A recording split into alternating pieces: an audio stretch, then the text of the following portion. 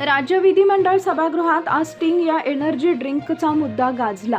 या मुद्द्यानंतर अन्न व औषध प्रशासन विभागाचे सचिव तुकाराम मुंढे यांनी पत्रकार परिषद घेतली होती। या पत्रकार परिषदेत आपल्या शाळा परिसरात 500 मीटरच्या आत जर अशा प्रकारचे ड्रिंक्स घेतले जात असतील तर आमच्या विभागाला कळवा असं आवाहन तुकाराम मुंढे यांनी केलंय।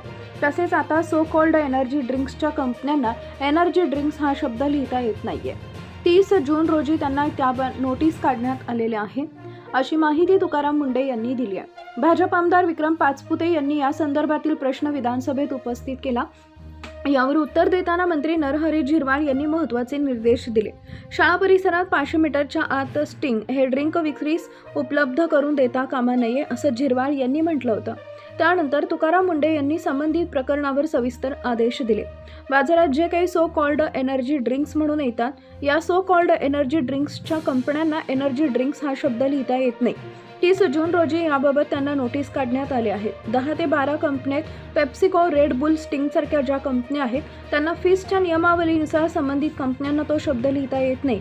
त्यामुळे संबंधित कंपन्यांना एनर्जी ड्रिंक असं आपल्या उत्पादनावर लिहिता येणार नाही, हे नोटीसीमध्ये बजावलं आहे। त्यामुळे आता ते बंद होईल असं तुकाराम मुंढेंनी स्पष्ट सांगितलंय। शाळेच्या 500 मीटर परिसरात कुठल्या पदार्थांना शीतपेयांना विक्री आहे याचे नियम आहेत। आता या नियमांची अंमलबजावणी करण्याची जबाबदारी FDI आयुक्त म्हणून माझी आहे, तसेच दुसरीकडे शाळेच्या मुख्याध्यापकांची आहे।